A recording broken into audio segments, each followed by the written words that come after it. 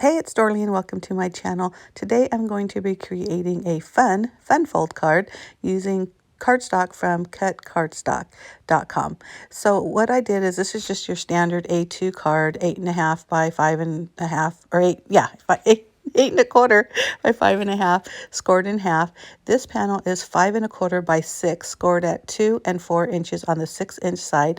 And I'm just folding that accordion style, so you'll have a valley and a mountain and a valley. And then those two small tabs are 1/2 inch by 4 inch, also scored just in half. Those will be hinges to hold the pieces together. So then I have some pattern paper, which is just from my stash.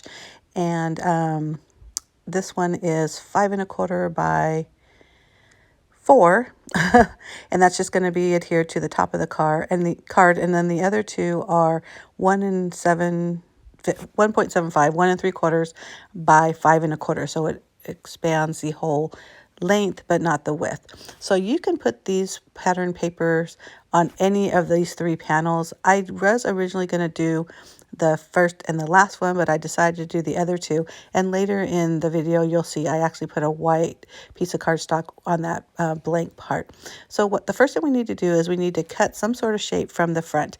I chose a circle. I'm using my Creative Memories circle cutter, which I've had since I started scrapbooking, which is way back in 2000. Still works great. Never had to replace the blades. But anyhow, I'm just cutting out a circle using that cutting system.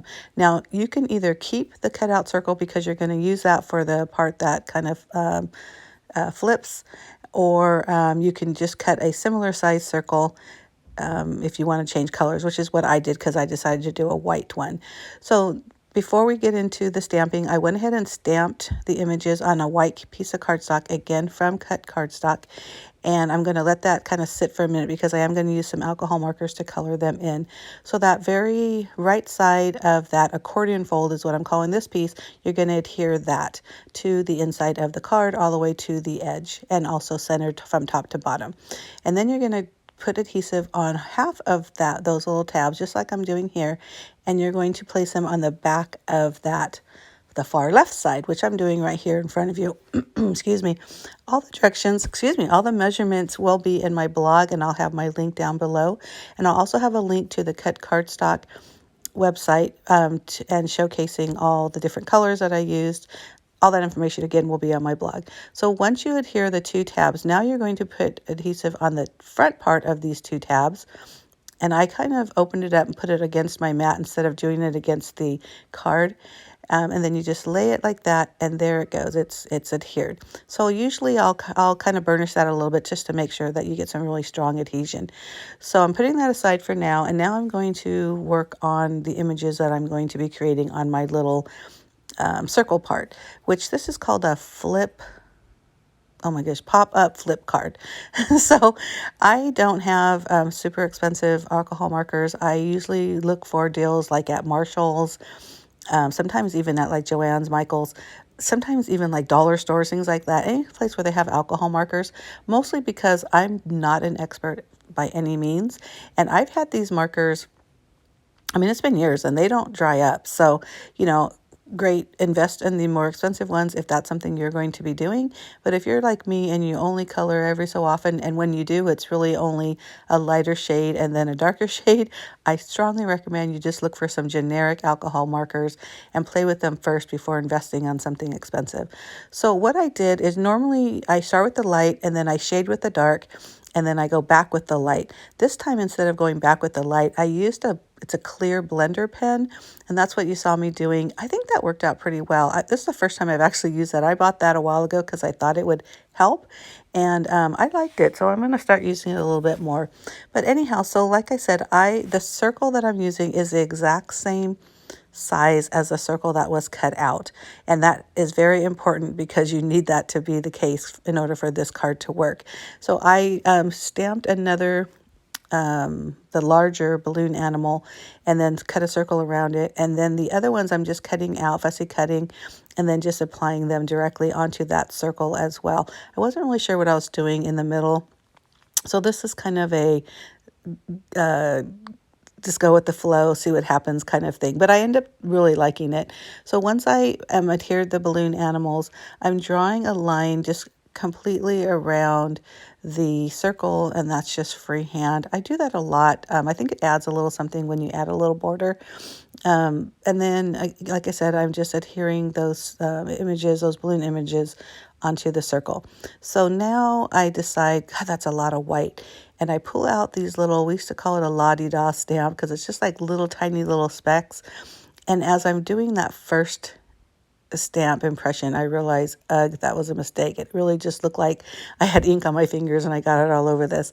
So I did not like it, but I figured I didn't want it just in one spot, so that's why I went around with it. But then I'm going to grab one of these paddle brushes and some ink and put some ink around it, and you'll see me do that in a minute.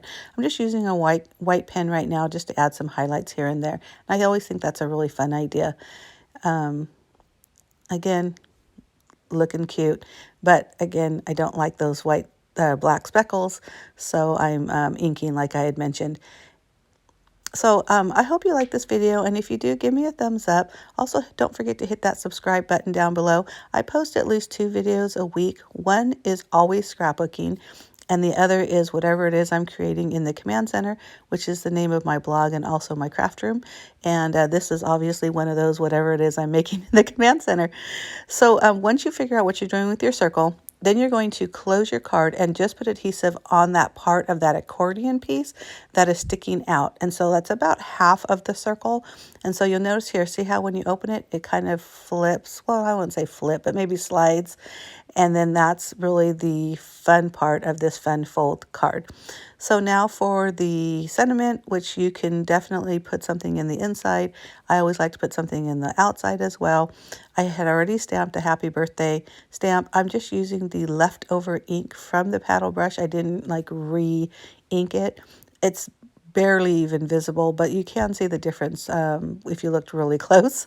Maybe close an eye, squint a little bit.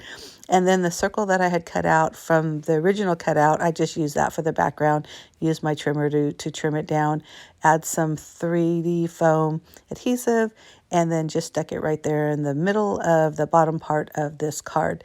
And you'll see in a minute, I did decide to add white to the inside panel, and I think that just makes it a little bit easier. Not that this green is dark, but whenever there's like a dark color, I think the white really kind of finishes it off. And you also probably notice there's a white circle on the front, which I just used my circle trimmer again. Just created a larger circle than the one that I had cut out from the front of the card. I hope that makes sense. But anyhow, thank you so much for watching. Go to Cut Cardstock, their blog, for this project and also a lot of other inspiration, especially if you like working with cardstock. It's a great blog to check out.